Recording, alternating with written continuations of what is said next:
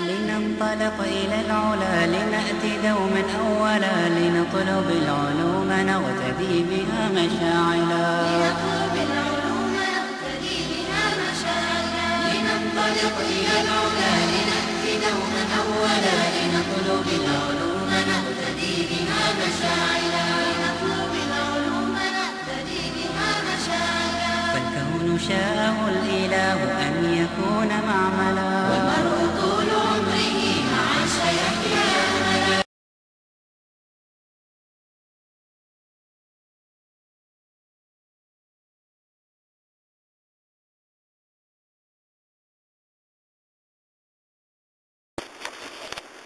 الحمد لله رب العالمين والعاقبة للمتقين ولا عدوان إلا على الظالمين. الصلوات والسلام على رسول الله وعلى آله وأصحابه ومن تبعه بالإحسان إلى يوم الدين. Je rends louange à Allah subhanahu wa ta'ala et je prie sur le prophète Muhammad sallallahu alayhi wa sallam. Et je vous salue par la salutation saine en vous disant Assalamu alaykum.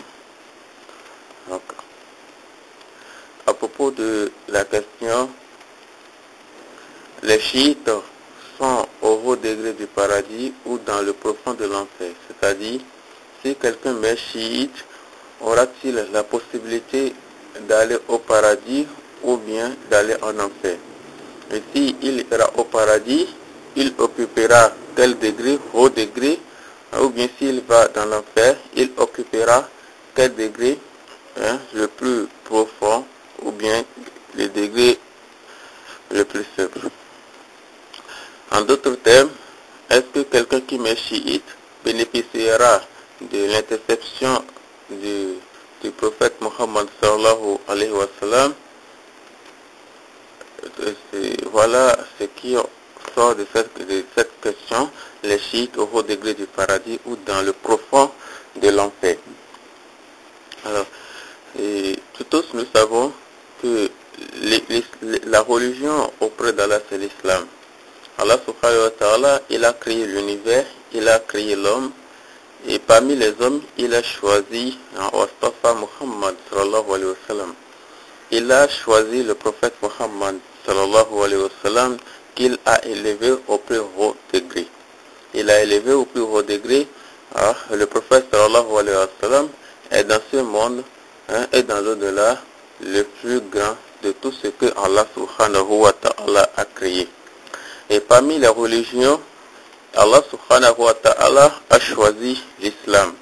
Allah a choisi l'islam et Allah nous dit dans le Coran, nous lisons beaucoup dans le Coran, Allah nous dit dans le chapitre 3, Surat Ali Imran, dans le chapitre 3, au verset 19, Allah subhanahu wa ta'ala nous dit Inna dina indallah al-Islam.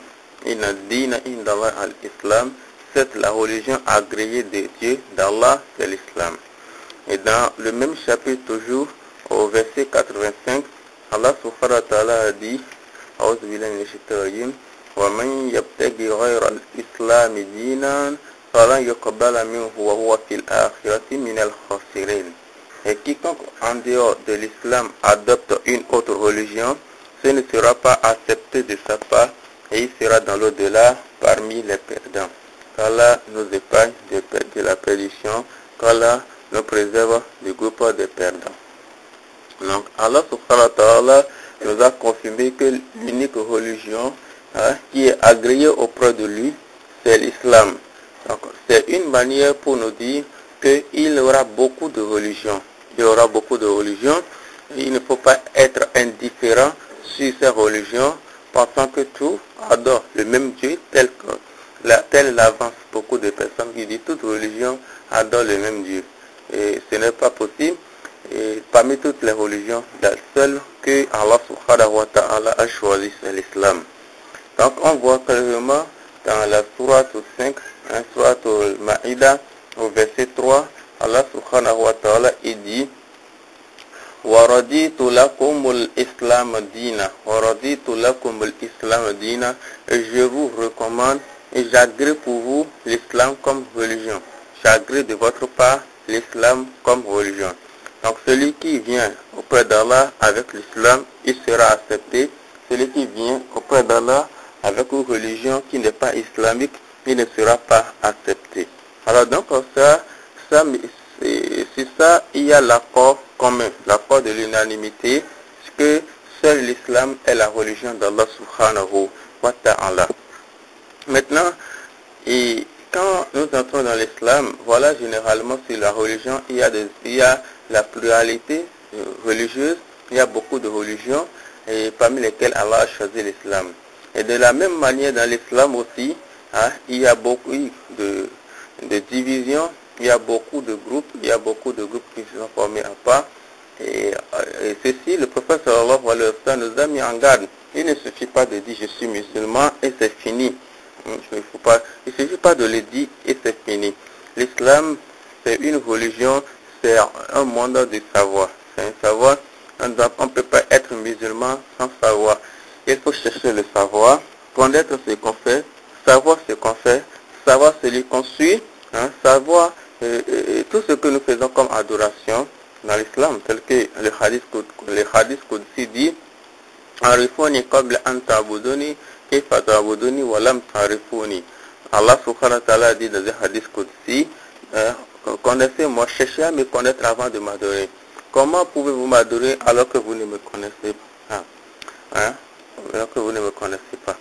Alors, le prophète sallallahu alayhi wa sallam, il nous a mis en garde dans un hadith authentique rapporté par beaucoup de rapporteurs de hadith, tels l'imam Ahmad, Abu Daoud, Ad-Darami, Al-Hakim, At-Tirmiz, etc., que le prophète sallallahu alayhi wa sallam a dit, il a juré, il dit sallallahu alayhi wa sallam, par celui dont les mains se trouve l'âme de Muhammad, ma communauté se scindira en 73 firqa, c'est-à-dire 73 sectes, 73 divisions, 73 groupes, une seule d'entre elles au paradis et 72 restantes dans l'enfer. On dit, les compagnons, ils ont dit, aux messagers d'Allah, qui sont-ils? C'est-à-dire, qui sont ceux-là qui iront au paradis? Manhum, qui sont ceux-là qui iront au paradis? Faqala Rasulullah sallallahu alayhi wa sallam, le prophète Muhammad sallallahu alayhi wa sallam a dit Al-Jama'a, c'est-à-dire l'union. Il a dit l'union. Ceux qui sont unis. Nous savons que le prophète sallallahu alayhi wa sallam, il a dit dans un hadith Al-Jama'atu rahma wal-furqa azaba. L'union, c'est la miséricorde et l'individualisme, c'est le châtiment. C'est un châtiment. Donc le prophète sallallahu alayhi wa sallam dit cette seule division qui ira au paradis, c'est l'union, al-jama, c'est-à-dire celle qui est unie, ceux qui sont unis sur la tradition du prophète Muhammad sallallahu alayhi wa sallam. Dans une autre version de Tirmiz, le prophète sallallahu alayhi wa sallam dit celle dans laquelle je serai ainsi que mes compagnons. Celle dans laquelle je serai, la division dans laquelle je serai ainsi que mes compagnons, tous les compagnons du prophète Muhammad sallallahu alayhi wa sallam. De nos jours, nous avons été incapables de dénombrer toutes ces nouvelles attributions. Sont-elles des sectes? Aujourd'hui, nous avons les Qadiriyya, nous avons les Mu'tazilites, nous avons les Murjiya, les Khawarij, les Rawafiz, les Koulouhiya, les Tijaniya, les Soufis, les Ahmadiyya, les Muhammadiyya, les Salafiya, Tabligh, Wahhabiyya, on a même les Ahlul Sunnah, les Mouridiyya. Les Mouridiyya sont ceux du Sénégalais, sont ceux celui qu'on appelle Ahmadou Bamba. Ahmadou Bamba, lui qui a fondé Mouridiyya. Et les Mouridiyya, c'est eux qui, chaque année, font le pèlerinage à Touba, au Sénégal. Et même ils font le pèlerinage à Touba, au Sénégal, et beaucoup de personnes y participent, tout ça là. Alors, donc, il y a beaucoup d'autres attributs du genre. Alors, est-ce que ces choses-là aujourd'hui sont des sectes ou bien, et tous, ils sont basés sur la sunna du prophète Muhammad sallallahu alayhi wa sallam? Est-ce que toutes ces choses-là, tous ces groupements, toutes ces divisions sont unis sur la tradition du prophète Muhammad sallallahu alayhi wa sallam? si rapidement on ne peut pas le dire, mais il y a quand même certaines choses que nous pouvons connaître. Tout le monde peut réfléchir sur ces choses-là rapidement et il pourra connaître la cause, il pourra connaître si vraiment ces choses-là, cette division, ces attributions sont dans la guidance ou dans l'égarement. Par exemple, tout le monde peut savoir premièrement que au temps du prophète Mohammed sallallahu alayhi wa sallam, aucune de ces attributions n'existait. On ne trouve rien, aucune de ces attributions dans le Coran. Personne ne peut ouvrir le Coran et il va faire sortir Ahmadiyya, Muhammadiyya, Tijaniya, Salafiyya, Tabligh, Ahlus Sunnah, Mu'tazilit, Khawarij, les Rawafid, les Quluhiyya. Aucune de ces choses-là se trouve dans le Coran. Donc au temps du prophète sallallahu alayhi wa sallam, il n'y a rien de ces noms. Pourquoi ces noms n'existaient pas au temps du prophète Mohammed sallallahu alayhi wa sallam? Mais c'est après sa mort qu'ils sont sortis. Donc ces ya malheureux, ces ya que nous avons aujourd'hui, je suis Ahmadiyya, Tijaniya, Kolohiya, Mouridiyya, Qadiriya, etc. Soufi, etc. Ces noms-là n'existaient pas au temps du prophète Mohammed sallallahu alayhi wa sallam. Alors de même au temps des compagnons, après le départ du prophète sallallahu alayhi wa sallam, au temps des compagnons, il n'existait pas ces choses-là. Il n'existait pas au temps des compagnons, aucun compagnon, il n'y a pas eu ce compagnon du prophète Mohammed sallallahu alayhi wa sallam qui s'est mis à part pour former son groupe. Il n'y a pas eu un compagnon du prophète sallallahu alayhi wa sallam qui s'est mis à part pour former son groupe, se séparant de la communauté. Il n'y a pas. Et là, ça c'est la deuxième chose. Troisième chose, personne ne peut dire que la divergence entre les quatre grands imams qui sont l'imam Abu Hanifa, l'imam Malik ibn Anas, l'imam Shafi'i et l'imam Ahmad ibn Hanbal. Personne ne peut dire que la divergence entre ces quatre grands imams constitue aujourd'hui ces attributions, cette division, ces groupes, ces sectes. Personne ne peut le dire.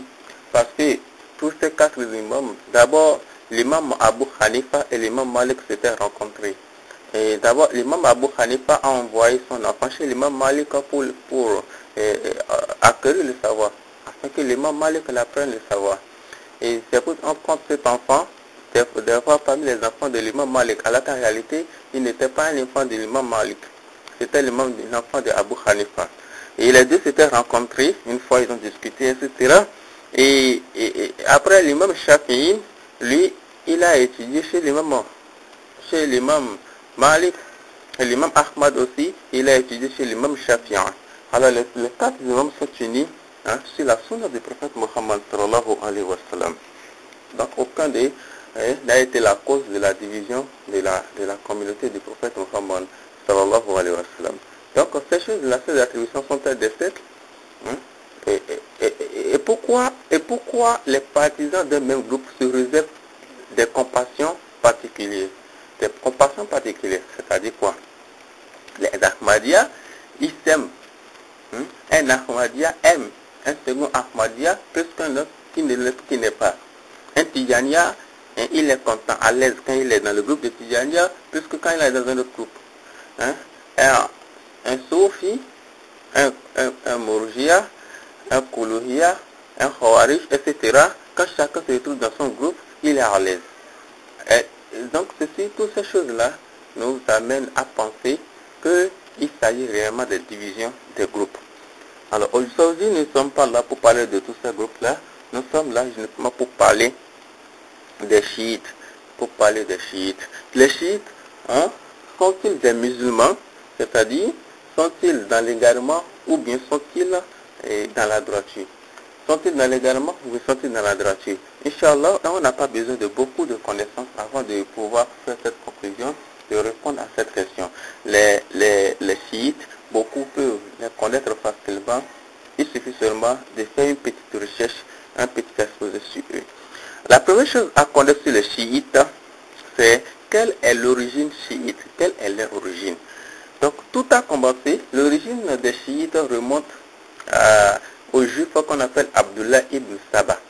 Abdullah ibn Saba, c'était un juif qui a pris l'apparence musulmane, qui s'était présenté comme un musulman, mais dans le but de détruire la communauté islamique.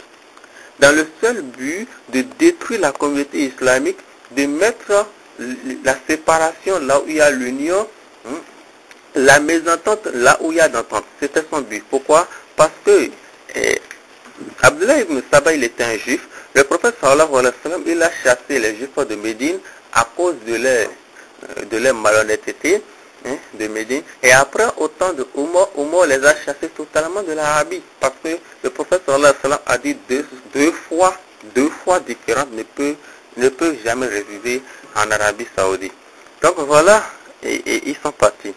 Et Abdullah ibn Saba, il est revenu dans l'intention de vengeance, dans l'intention de défendre ses parents, alors que ses parents n'avaient pas été honnêtes. C'est à cause de leurs mensonges, de leur trahison, qu'ils avaient été obligés de quitter. Alors quand il est venu à Médine, dans le temps, c'était Ousmane qui était calife, Ousmane qui était calife. Donc, il a profité de l'ambiance, de ce qui se passe, parce qu'il y a certains qui ne voulaient pas que Ousmane soit calife, et il y a certains qui voulaient que ce soit Ali, alors qu'Ali, il était du côté de Ousmane, qu'Allah les agrée et tous. Donc, il y a quand même des gens qui défendaient les intérêts personnels et qui voulaient que Ousmane Ali soit calife. Il a profité de l'occasion et lui-même, il a commencé par déclarer que celui qui devait être le calife, c'était Ali. Son intention était de créer la division entre la communauté islamique. Alors lui, Abdullah ibn Saba, il se prenait comme quelqu'un qui aimait beaucoup Ali, quelqu'un qui était fervent, qui a de grands dévouements à Ali radiallahu ta'ala anhu. C'est ce qu'il faisait. Il s'était pris comme quelqu'un de ces gens. Mais en réalité, il ne l'était pas. Donc, Abdullah ibn Saba, il a quitté la Médine pour l'Égypte. Arrivé en Égypte, c'est en Égypte qu'il a fondé sa base. C'est en Égypte qu'il a formé son groupe. Donc, le groupe là, qui était au début, qui avait pour objet, le groupe là a pour objet de défendre Ali, disant que c'est Ali qui mérite d'être calife et que Ousmane doit quitter le califat. Ousmane doit quitter la gouvernance. Alors, ils ont cherché par toute méthode pour rallier Ali à leur groupe. Mais Ali, les compagnons, leur esprit, ils n'ont pas l'esprit de séparation, ils n'ont pas l'esprit de la destruction de la communauté. Ali toujours les chassait, les repoussait, les blâmait, les dénigrait même. Finalement, ils ont réussi à assassiner Ousmane pensant qu'ils auront le soutien de Ali. Mais Ali était prêt aussi à les déclarer la guerre, à les combattre. Ali ne les a pas soutenus parce qu'ils ne sont pas dans le vrai, ils sont malhonnêtes, ils sont dans le faux. Le groupe de Abdullah ibn Saba était obligé de quitter la Médine pour aller chercher place à Basra, en Syrie, en Irak, en Iran, etc. Et voilà qu'aujourd'hui, nous avons les chiites qui sont majoritaires en Iran, en Irak, en Syrie, etc. etc. Donc l'origine chiite est juive. C'est un juif qui a fondé le groupe chiite. Alors, la simple preuve est que les chiites ont beaucoup de pratiques qui sont relatives à celles juives. Il y a beaucoup de choses qui réunissent les juifs et les chiites. On trouve dans le fondement des chiites quelques pratiques juives. Il y a beaucoup de pratiques juives qu'on retrouve dans le chiisme.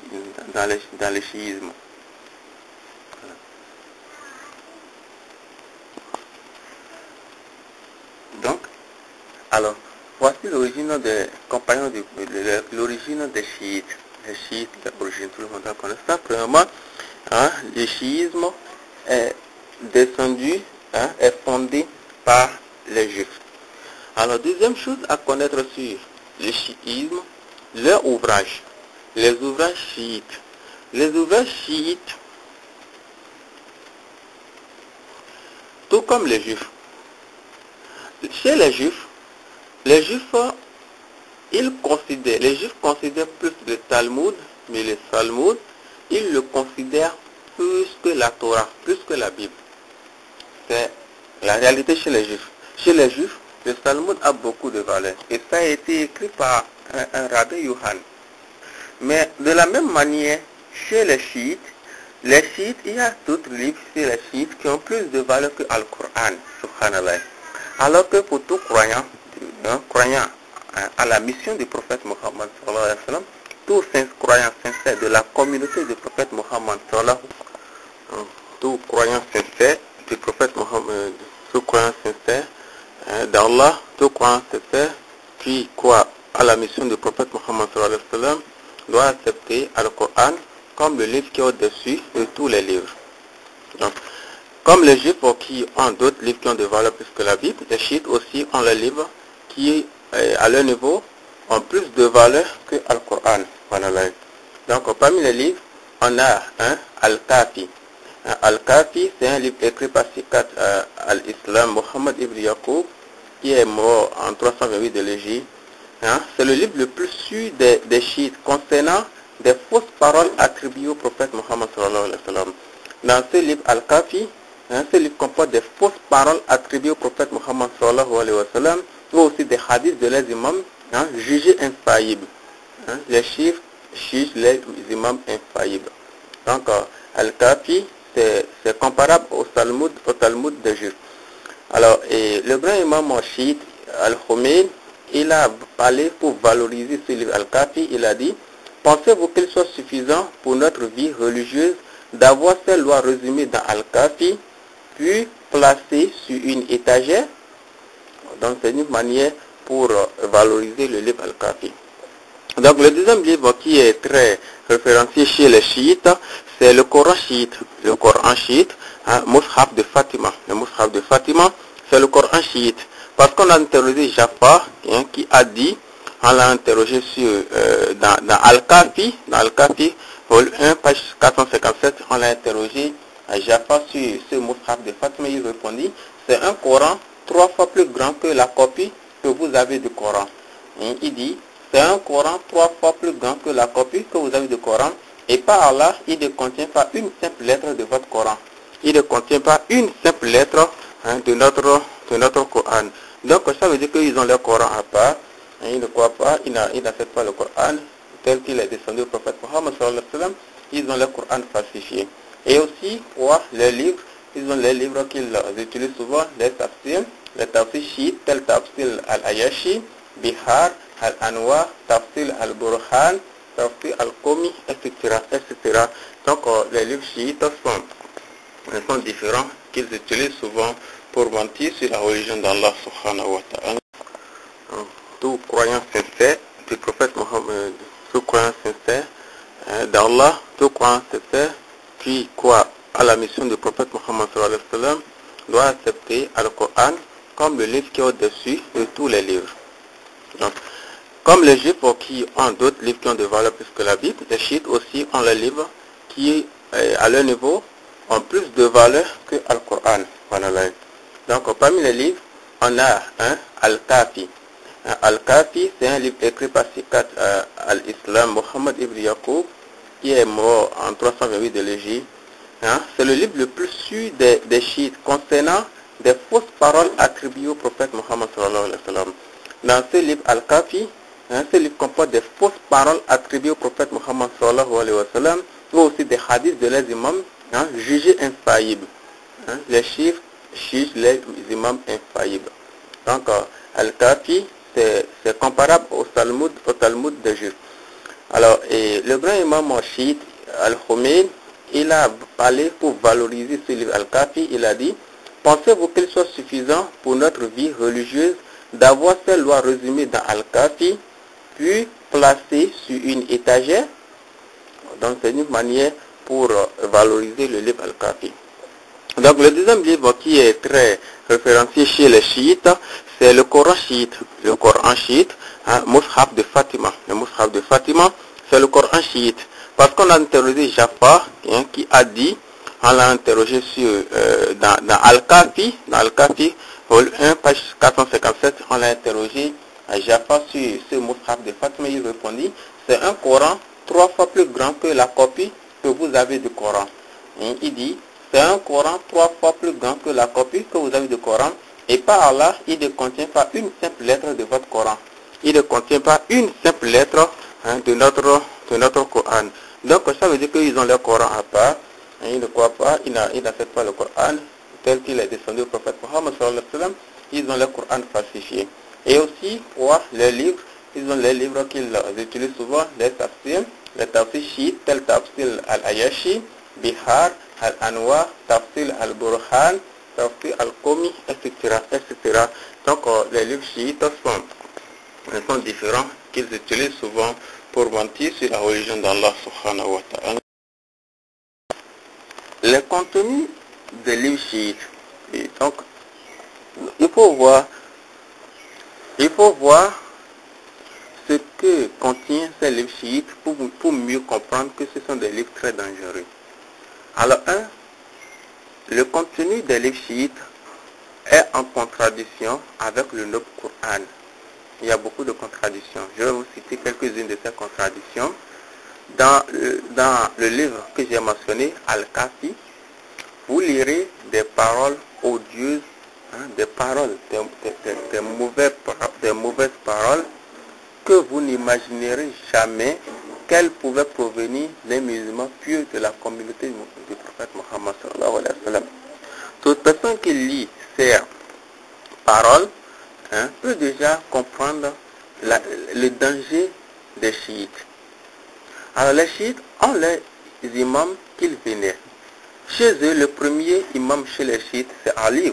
Vous savez, je vous ai dit dans l'histoire que Ali les a chassés. Ali, radiallahu ta'ala anhu, il n'a jamais soutenu les chiites.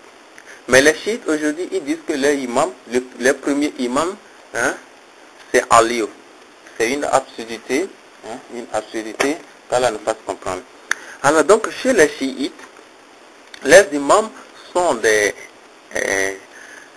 ils venaient des imams. Les imams, le premier chez eux qu'ils prennent comme imam, c'est Ali. Et ils disent que, les chiites disent que les imams ont le pouvoir des prophètes. Les imams ont, comme les prophètes, le pouvoir de faire des miracles. Subhanallah. Vous voyez par exemple, le prophète sallallahu alayhi wa sallam, il a scindé la lune. Moïse alayhi salam, il a avec son bâton, il a tracé des chemins dans la mer. Jésus, Isa alayhi salam, il ressuscitait les morts. Les chiites, ils disent que les imams, eux aussi, ils ont le pouvoir de faire des miracles comme des prophètes. Subhanallah. Ça, c'est une mécréance d'égaler un homme à un prophète. Les prophètes sont supérieurs aux hommes, quoi qu'en soit, son degré, son savoir. Mais que chez les chiites, ce n'est pas ça, c'est une autre réalité. Et il est écrit dans un livre chiite, avant de citer les livres que je vous ai parlé, je vais vous citer un livre chiite d'abord, vous allez voir ce qui est écrit dedans. Il est dit dans un livre chiite qu'on a intitulé « Ce que tout le monde est censé connaître ». Ce que tout le monde est censé connaître. Dans ce livre chiite, donc il est dit, dans ce livre qu'on a intitulé « Ce que tout le monde est censé connaître », c'est un livre chiite écrit par un certain Ibrahim Amin, qui est traduit par Farida Makdavi. Donc à la page 67 de ce livre, il est écrit « D'après les hadiths qui nous sont parvenus », posez-vous la question, quels sont ces hadiths? D'après les hadiths qui nous sont parvenus, nous savons que les imams avaient, comme les prophètes, le pouvoir de faire des miracles et des actes que les hommes du commun ne pouvaient accomplir. Les miracles servaient à prouver la pureté des imams et leur infaillibilité. Subhanallah. Donc chez les chiites, les imams sont infaillibles. Ils ne commettent jamais d'erreur. Alors, dans Al-Kafi, volume 1, à la page 255, il est écrit « Les imams ont la science de tout ce qui a été révélé aux anges et aux prophètes. » Les imams chiites ont la science de tout ce qui a été révélé aux anges et aux prophètes. Et ils écrivent toujours à la page 258, les imams savent quand ils vont mourir et ils ne meurent que par le choix. Je répète, ils disent, les imams savent quand ils vont mourir et ils ne meurent que par le choix. Alors que chez les chiites, dans le livre que je vous ai cité précédemment, qui est intitulé « Ce que tout le monde est censé connaître », à la page 60, et ce que tout le monde est censé connaître, dans ce livre, l'auteur a cité les 12 premiers imams des chiites. Et parmi les 12 premiers, il y a beaucoup qui sont morts empoisonnés. Par exemple, le 8e imam, il est mort empoisonné. D'après ce qu'il y a écrit dans ce livre, le 8e imam est mort empoisonné. Et beaucoup d'autres de les imams qui sont morts empoisonnés. Alors que chez les chiites, ils disent que les imams ont la science de tout ce qui est révélé aux anges. Les imams savent quand ils vont mourir. Est-ce que celui qui est empoisonné sait quand il va mourir? Non. Il est empoisonné, en même temps il est mort. Certains d'entre eux qui sont empoisonnés par leurs femmes, etc. Et ils ne meurent que par le choix. C'est ce qu'il est écrit. Et dans le même livre de Al-Kafi, volume 1, page 260, il est écrit, les imams ont la science du passé et du futur. Et rien ne leur est caché. Alors que c'est une mécréance de prétendre que quelqu'un, un homme, a la science du futur. Le prophète Mohammed sallallahu alayhi wa sallam, lui-même il a dit, in jahilun bil akibati amri. Il dit, le prophète a dit, moi-même je suis ignorant de ce qui se passera avec moi demain. C'est-à-dire que lui-même il ne connaît pas le futur. Et ce qui peut connaître du futur, c'est uniquement ce qu'Allah subhanahu wa ta'ala a révélé. Il ne connaît pas tout du futur. Mais chez les chiites, ils disent que ce n'est pas une condition. Obligatoirement, tous les imams ont la connaissance du passé et du futur. Et rien ne leur est caché. Rien ne leur est caché. Alors, ces déclarations chiites sont en nette contradiction avec le Coran. Parce que dans le chapitre Luqman, verset 34, le tout dernier verset du chapitre Luqman dit que Allah subhanahu wa ta'ala, il a dit, A'udhu billahi minash shaitanir rajim. Inna Allah indahu ilmu sa'ati wa yunazzil al-ghaytha wa ya'lamu ma fil arham wa ma tadri nafsun ma taksibu 'ada wa ma tadri nafsun bi ayyi ardin tamut inna Allah alimun khabir. Dans ce passage du Coran, Allah dit وَمَا تَدْرِي نَفْسٌ مَاذَا تَكْسِبُ غَدًا وَمَا تَدْرِي نَفْسٌ بِأَيِّ أَرْضٍ تَمُوتُ. Allah subhanahu wa ta'ala il dit, la connaissance de l'heure est auprès d'Allah. Inna Allah indahu ilmu sa'a. La connaissance de l'heure est auprès d'Allah. Wa yunazzilu al-ghaytha. Et c'est lui qui fait tomber la pluie salvatrice. Wa ya'lamu ma fil arham. Et il sait ce qu'il y a dans les matrices. Et la suite dit, wa ma tadri nafsum maza taksibu ghada. Et personne ne sait ce qu'il acquérera demain. Et la suite dit encore, wa ma tadri nafsum bi ayyi ardin tamut. Et personne ne sait dans quelle terre il mourra. C'est Allah est omniscient et parfaitement connaisseur. Donc Allah subhanahu wa ta'ala nous dit clairement dans ce chapitre coranique que personne ne sait ce qui se passera demain. Personne ne sait ce qu'il acquérera demain. Et puis, il dit, Allah subhanahu wa ta'ala dit, et personne ne sait ce qu'il mourra. Alors ce passage contredit tout ce que les chiites disent, que sur les imams, ils savent le futur, le passé, et qu'ils ne meurent que par leur volonté. C'est une contradiction. Alors les chiites disent encore que le Coran que nous possédons de nos jours n'est pas celui qui est descendu sur le prophète Mohammed sallallahu alayhi wa sallam. Alors ainsi, ils ne croient pas au verset d'Allah qui est une promesse que Allah subhanahu wa ta'ala lui-même il a fait. Allah s'est promis de veiller sur le Coran. Allah subhanahu wa ta'ala dit dans le chapitre 15 au verset 9, Inna nahnu nazzalna al-dhikra Inna nahnu nazzalna dhikra wa inna lahu lahafizun.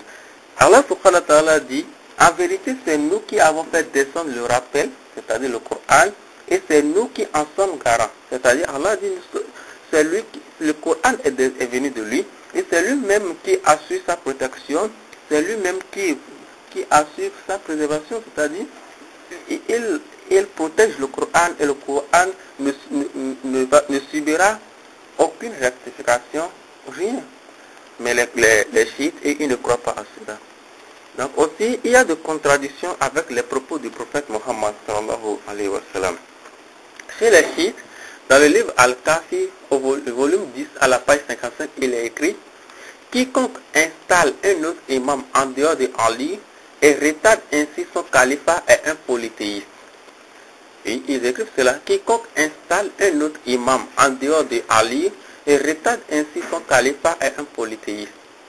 C'est une manière de prouver le rejet des trois autres califes. Abu Bakr, Omar, Othman, les chiites les rejettent et rejettent encore tous les autres compagnons, à l'exception de 3 compagnons. Parmi les plus de 120 000 compagnons du prophète sallallahu alayhi wa sallam qui ont combattu avec lui, qui l'ont secouru, tel que Allah subhanahu wa ta'ala a même témoigné dans le Coran. Chez les chiites, c'est seulement 4 qu'ils ont accepté. Tout comme si Ali, dont ils se réclament partisans, Ali seul, Ali ibn Abi Talib, seul, pouvait aider le prophète sallallahu alayhi wa sallam à combattre les ennemis durant les combats, les batailles. Les compagnons et tous, ils ont travaillé. Et leurs efforts doivent être reconnus et on doit prier sur eux. Alors chez les chiites, ils disent que personne n'a le droit d'être calife avant Ali. Alors que Abu Bakr a été le premier calife, Omar a été le premier calife, Othman a été le premier calife et Ali a été le 4e. Et les chiites, ils prennent ça comme de la trahison. Ils prennent ça comme de la trahison. Et dans les hadiths, dans la vie du prophète Mohammed sallallahu alayhi wa sallam, on a eu des faits qui certifient que c'est vraiment Abu Bakr qui sera le premier calife. C'est Omar qui sera le deuxième calife et c'est Othman qui sera le 3e, etc. Parce qu'il y a un hadith qui dit que le prophète il était assis quelque part, il a mis ses pieds dans l'eau. Il y a un autre compagnon, j'ai oublié le nom, qui est venu pour monter la garde. Il s'est promis qu'il va monter la garde, le prophète il a monté la garde. Alors Abu Bakr est venu, il a demandé l'autorisation d'entrer, le prophète a donné l'autorisation d'entrer. Abu Bakr est venu premièrement, il est entré, il est assis à droite du prophète Mohammed sallallahu alayhi wa sallam. Il a plongé les pieds dans ce que le prophète lui-même a plongé ses pieds. Après Abu Bakr, Umar anhu, il est venu en deuxième position. Lui-même, il a demandé l'autorisation d'entrer. Le prophète sallallahu alayhi wa sallam lui a donné l'autorisation d'entrer. Il est entré, il est resté, il est assis à gauche du prophète Mohammed sallallahu alayhi wa sallam. Donc, le côté droit et le côté gauche, les deux sont déjà occupés. Le prophète Mohammed, maintenant, Othman, anhu, il est venu en troisième position. Il a demandé l'autorisation d'entrer. Il est entré. Il est assis où? En face du prophète Mohammed sallallahu alayhi wa sallam, devant le prophète Mohammed sallallahu alayhi wa sallam. Cette chose-là qui s'était passée dans le temps, s'est vérifiée après. Parce qu'après la mort du prophète Mohammed sallallahu alayhi wa sallam, Abu Bakr est devenu calife. Et puis, il est mort. Il a été enterré à droite du prophète Mohammed sallallahu alayhi wa sallam. Après, Omar est devenu calife, deuxième calife, lui-même il est mort après, et puis il a été enterré à gauche du prophète Mohammed sallallahu alayhi wa sallam. Après, Othman est devenu calife, il est mort, et puis il a été enterré devant le prophète Mohammed sallallahu alayhi wa sallam dans le cimetière de Kafi, de Baki. Cimetière de Baki. C'est un cimetière qui se trouve devant le tombeau du prophète Mohammed sallallahu alayhi wa sallam, la maison du prophète Mohammed sallallahu alayhi wa sallam. Donc voilà. C'est une prophétie, c'est une prédiction du prophète sallallahu alayhi wa sallam qu'on a lu dans sa vie. Alors, et on a lu aussi que quand les gens ont désigné Abu Bakr, c'est les gens qui ont désigné Abu Bakr calife. Abu Bakr a refusé. Il est même resté enfermé dans la chambre 3 jours. Il est sorti, il dit, d'entre vous, s'il y a un seul qui ne veut pas que je sois calife, qu'il lève son doigt. Personne n'a levé le doigt. Et Abu Bakr a refusé d'être calife. Et Ali anhu, parmi tous les compagnons, celui qui lui a recommandé, l'a encouragé d'être calife était Ali radiallahu ta'ala anhu. Donc, Ali l'a obligé d'accepter. Et de même temps, Abu Bakr est devenu calife, il est sorti pour aller combattre les ennemis. Abu Bakr radiallahu l'a barré la route. Il a barré la route, il a dit, demandé là où il va. Il dit qu'il va combattre. Abu Bakr, Ali a refusé. Il a dit, ne nous importune pas par ta mort. Parce que Abu Bakr pourrait partir sur le champ de bataille et il pourra mourir. Parce que tellement qu'il est dévoué. Ali, vous savez ce qu'il pourrait faire, il n'allait pas rester derrière lui, il ira combattre. Et tel que le prophète lui a dit, Ali aussi lui a dit, ne nous importune pas par ta mort. Voilà. Et Ali, il a dit dans un hadith authentique, il dit, les meilleures personnes de cette communauté après son prophète, les meilleures personnes de cette communauté après le prophète Mohammed sallallahu alayhi wa sallam sont Abu Bakr, puis Omar, et il dit, et si je veux, je mentionnerai le troisième. Il dit, si je veux, je mentionnerai le troisième. C'est Ali même qui dit que les meilleurs hommes après le prophète sallallahu alayhi wa sallam, en même temps, sont Abu Bakr, Omar, et il dit, s'il veut, il mentionnera le troisième. Donc, Ali a toujours été du côté des compagnons. Ils ont travaillé ensemble, ils se sont soutenus. Les compagnons demandaient son conseil, les vieux demandaient leur conseil, etc. Ils étaient restés comme ça, unis, et ils n'ont pas séparé la communauté. Mais les chiites, eux, ils voient autrement. Les chiites, ils voient les choses d'une autre manière. Par exemple, dans le livre intitulé, dans le livre chiite, c'est un livre chiite qu'on appelle livre Tariq,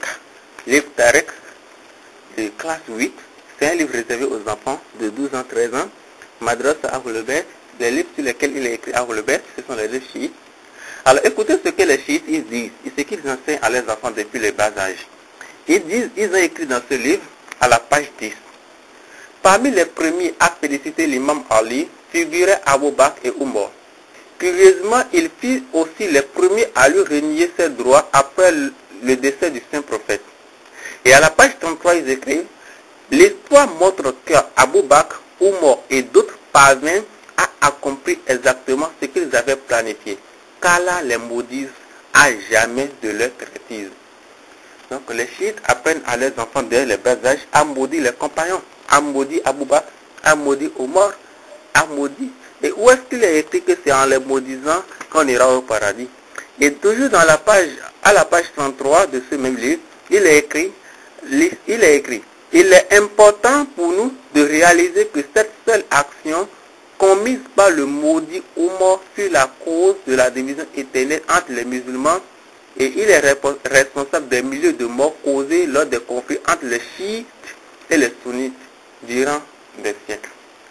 Alors ils maudissent Omar, ils maudissent Abu Bakr, ils maudissent les compagnons du prophète sallallahu alayhi wa sallam, inna lillahi wa inna ilayhi raji'un. Al-Kafi est donc un livre basé sur des mensonges, un livre très dangereux, mais que les chiites respectent beaucoup. Ils voient que c'est un grand livre. Ce qui est étonnant et qui fait la honte des chiites est que le premier compagnon qui a mérité le titre de commandeur des croyants, Amir que le prophète sallallahu alayhi wa sallam lui-même il a nommé commandeur des croyants, c'était pas Ali. Donc c'est une honte pour les chiites toujours dans ce domaine, parce qu'Ali qui n'a pas été nommé le premier, le commandeur des croyants. Alors à propos des compagnons, à propos de Abu Bakr et Umar, les chiites disent qu'ils sont deux mécréants et un mécréant celui qui les aime.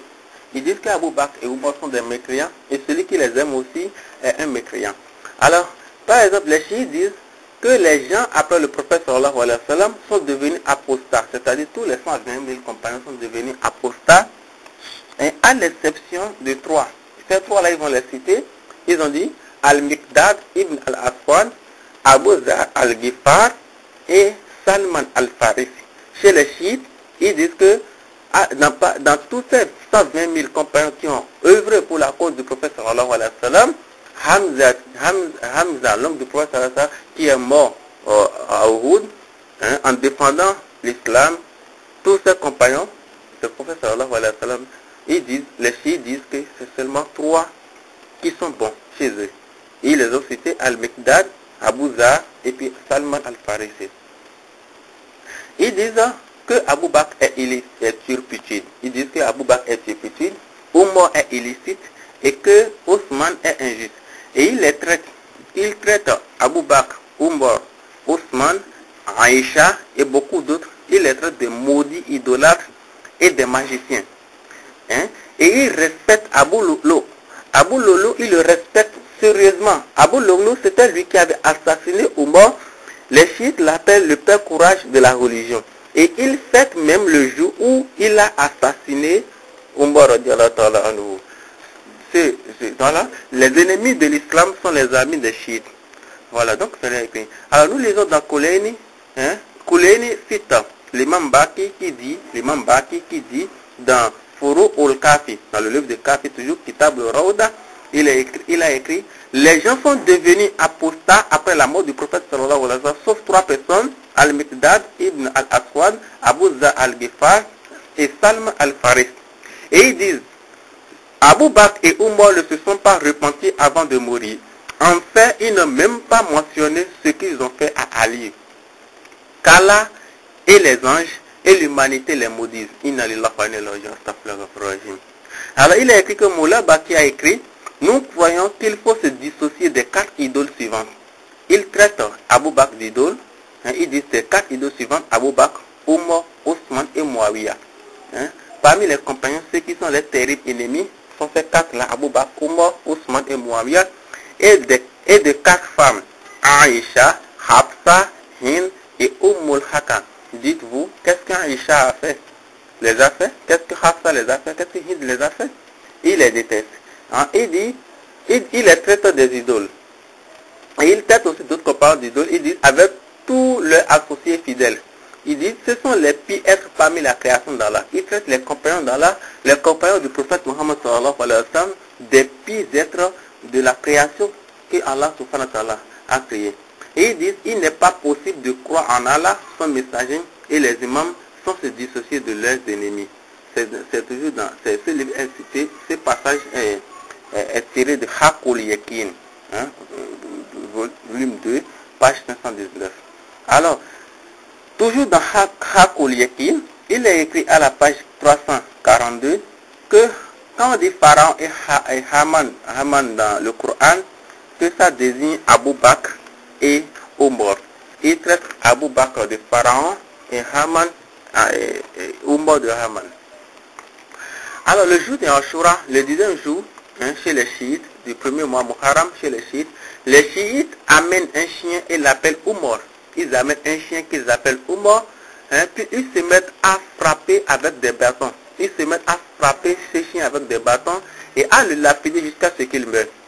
Et ils amènent une aïelle qu'ils nomment Aïcha, et ils commencent par lui arracher les poils et à la frapper avec des chaussures jusqu'à ce qu'elle meure. Voilà ce que les chiites font aux compagnons du prophète Muhammad sallallahu alayhi wa sallam.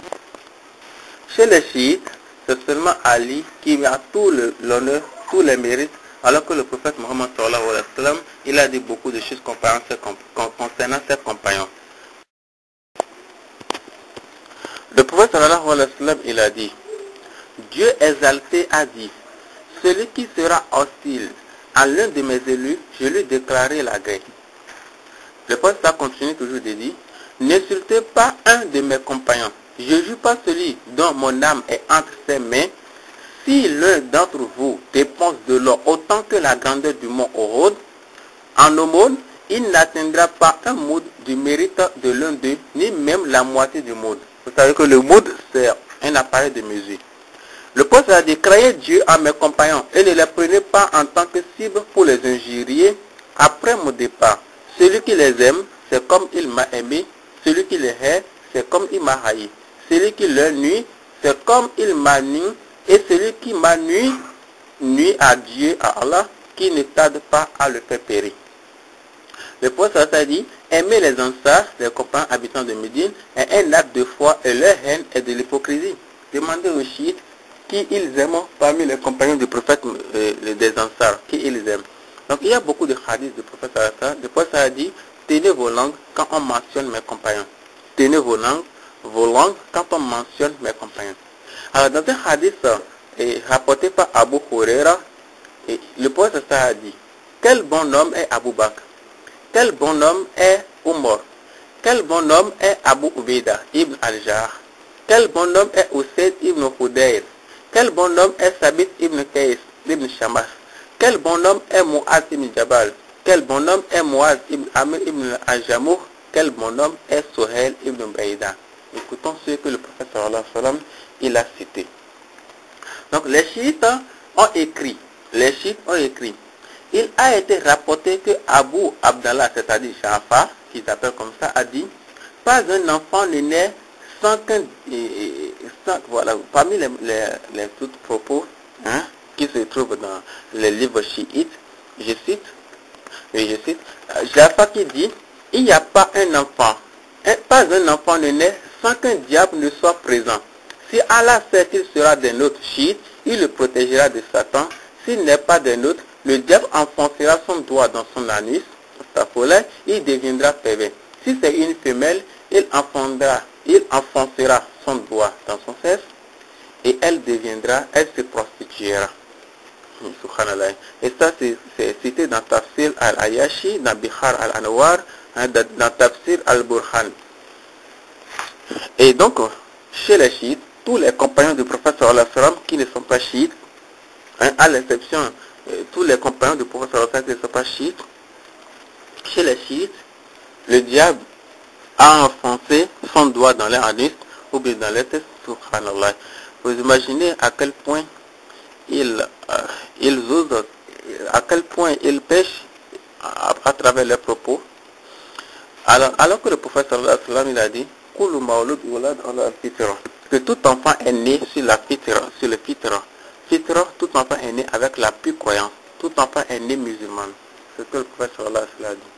Alors parmi les autres thèses, les autres croyances, fondements des chiites, chez les chiites, la petite sodomie, c'est-à-dire quoi? Le rapport anal avec les femmes, le rapport par anal avec les femmes est permise, alors que le prophète sallallahu alayhi wa sallam est strictement interdit. Les chiites autorisent aussi le mariage temporaire, alors que c'est interdit. Ce mariage temporaire chez eux est appelé le mut'a. Ça consiste à épouser une femme pour quelque temps, 1 heure, 2 heures, 3 heures, 1 semaine, 2 semaines, 3 semaines, et c'est une manière de forniquer. Il y a 1 semaine, 2 semaines, 1 mois ou bien 1 an, à épouser une femme pour un temps, on appelle ça le mariage temporaire. C'est une manière de forniquer. Quelqu'un veut forniquer, veut commettre l'adultère, il fait croire qu'il veut se marier pour jouir de la femme et après il envoie la femme.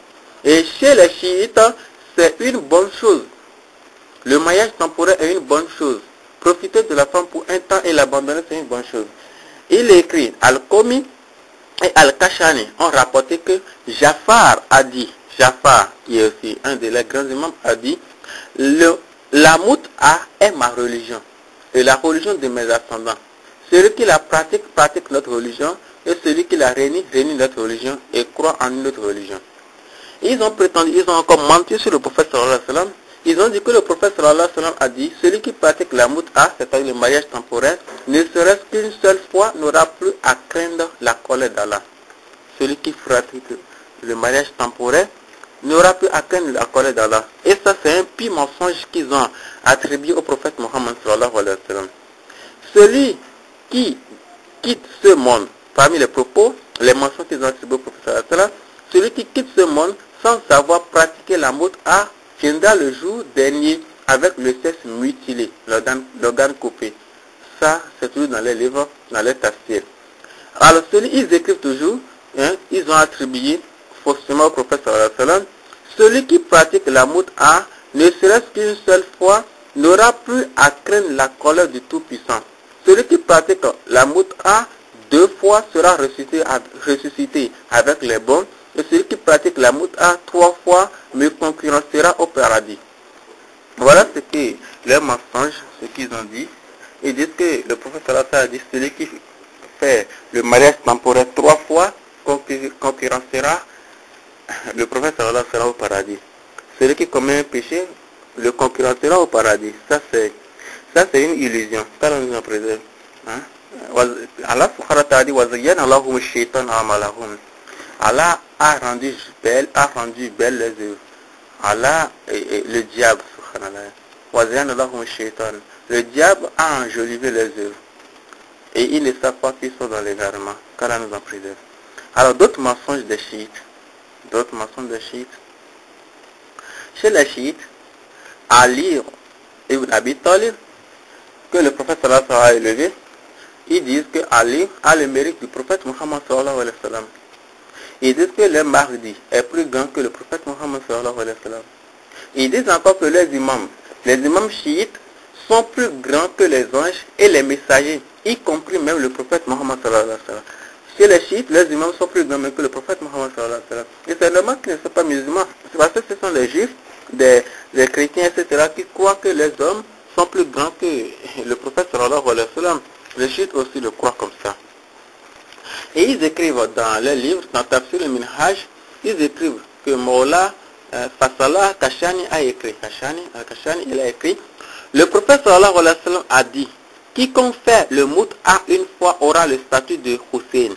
Celui qui le fait 2 fois aura celui de Hassan. Celui qui le fait 3 fois aura le statut de Ali. Et celui qui le fait 4 fois aura mon statut. Celui qui fait le mut'a 4 fois aura le même statut que le prophète Muhammad sallallahu alayhi wa sallam. Donc l'imam Khomeini a écrit dans son livre Al-Hukumatul Islamiyya. Il a écrit à la page 52 que c'est un principe nécessaire de notre croyance que nos imams ont des rangs supérieurs aux anges les plus proches et aux messagers désignés. Subhanallah. Chez eux, les imams sont même plus grands que le prophète Muhammad, aux messagers désignés. Et puis, ils disent que le prophète Muhammad sallallahu alayhi wa sallam n'a pas réussi sa mission. Les chiites disent que le prophète Muhammad sallallahu alayhi wa sallam n'a pas réussi sa mission. Donc, le but n'étant pas de trop détailler, voilà et les quelques informations à connaître sur les chiites afin de vite que chacun puisse donner une réponse à la question, les chiites sont au paradis ou bien en enfer. Et la réponse est claire et nette. Donc il y a aussi certaines choses sur les chiites que nous allons évoquer. Il y a aussi des choses sur les chiites que nous allons évoquer. L'ange Gabriel. L'ange Gabriel, chez les chiites, ils disent que l'ange Gabriel s'est trompé. L'ange Gabriel s'est trompé en apportant la révélation au prophète Muhammad sallallahu alayhi wa sallam au lieu d'Ali. L'ange Gabriel s'est trompé en apportant la révélation au prophète Muhammad sallallahu alayhi wa sallam au lieu d'Ali. Et ça, c'est encore un des pires péchés. Les anges ne commettent pas de rien. Pas la grâce d'Allah. Alors pour les chiites, tous les autres musulmans, notamment ceux qui suivent la tradition du prophète Muhammad sallallahu alayhi wa sallam, c'est-à-dire ceux qu'ils appellent les sunnites, sont maudits. Chez eux, à part les chiites, tous les autres musulmans sont maudits et iront en enfer. Ils écrivent dans Al-Kafi, ils écrivent toute personne en dehors des chiites est illégitime. Et ils disent que lorsque l'imam Mahdi apparaîtra, il va commencer par exécuter les imams chiites, il va commencer par exécuter les sunnis, c'est-à-dire les musulmans qui sont fidèles à la tradition du prophète Muhammad sallallahu alayhi wa sallam, que le Mahdi va commencer par les exécuter avant d'exécuter les autres qui restent. Et il continue toujours de dire qu'il est permis de tuer un musulman. Et ça, vous allez voir dans Hakul Yakin, qu'il est permis de tuer un musulman. Il est permis de tuer un musulman. Et il est permis aussi de voler ses biens. Et ils disent que Abu Bakr et tous, ils sont des mécréants. Et que toute personne qui aime Abu Bakr et Omar et les autres là aussi sont des mécréants. Vous voyez. Donc, voilà les mensonges du prophète Muhammad, et les mensonges qu'il impute au prophète Muhammad sallallahu alayhi wa sallam, qu'il impute sur les compagnons, les mensonges des chiites, qu'Allah nous en préserve. Donc, les chiites disent que les musulmans fidèles à la tradition du prophète Muhammad sallallahu alayhi wa sallam sont pires que les chrétiens et les juifs et les chrétiens. C'est pour cela que les chiites, ils cherchent à se rallier aux juifs et aux chiites et aux chrétiens pour pouvoir combattre les musulmans s'ils le peuvent. Par la grâce d'Allah, ils ne réussiront jamais. Alors, il y a beaucoup de similitudes entre les chiites et les juifs, tel que j'avais dit avant. Les chiites ont une grande similitude avec les juifs, une très grande similitude avec les juifs. Par exemple, les juifs disent que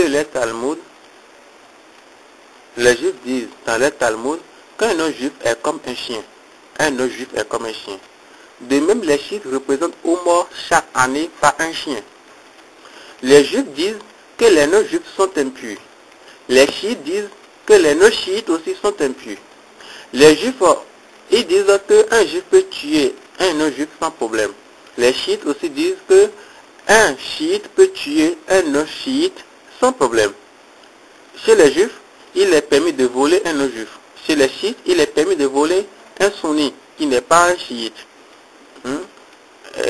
Les juifs disent que la royauté n'appartient qu'à la famille de David. Les chiites aussi disent que l'imam, la gouvernance n'appartient qu'à la famille de Ali radhiyallahu anhu. Et les chiites, ils attendent la venue de l'antéchrist avant de lutter pour la cause d'Allah. Les chiites aussi, ils ne luttent pas, ils attendent la sortie du Mahdi avant de lutter pour la cause d'Allah.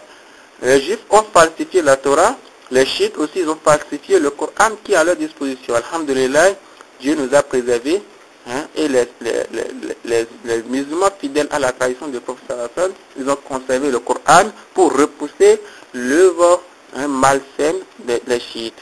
Donc, les juifs détestent Gabriel, les chiites aussi, ils détestent Gabriel parce qu'ils disent qu'il s'est trompé en apportant la révélation au prophète sallallahu alayhi wa sallam. Les juifs traitent les non-juifs d'idolâtres, les chiites aussi traitent les non-chiites d'idolâtres et mécréants. Alors, donc les chiites, certains disent que les chiites sont pires que les juifs. Mais tous les mécréants sont les mêmes, qu'Allah nous en préserve, nous préserve de la mécréance. Abdallah ibn al-Mubarak a dit, si, quand on pose la question aux juifs, on dit, quelles sont les personnes les plus distinguées parmi vous? Ils répondront, les compagnons de Moïse. De même, quand on demande aux chrétiens, les chrétiens considèrent que les meilleurs parmi eux sont les compagnons de Jésus en l'islam. Mais par contre, si on pose la question aux rawafis, c'est-à-dire aux chiites, au sujet des compagnons de Mohammed sallallahu alayhi wa sallam, ils répondent, ce sont les pires de notre communauté. Donc eux, ils sont tellement malheureux. Les juifs croient que les compagnons de Moïse sont meilleurs qu'eux. Les chrétiens croient que les compagnons de Jésus sont meilleurs qu'eux. Mais par contre, aux chiites, ils traitent les compagnons du prophète Mohammed sallallahu alayhi wa sallam des pires hommes, des pires de la communauté. Donc voilà à peu près ce qu'est le chiisme en général.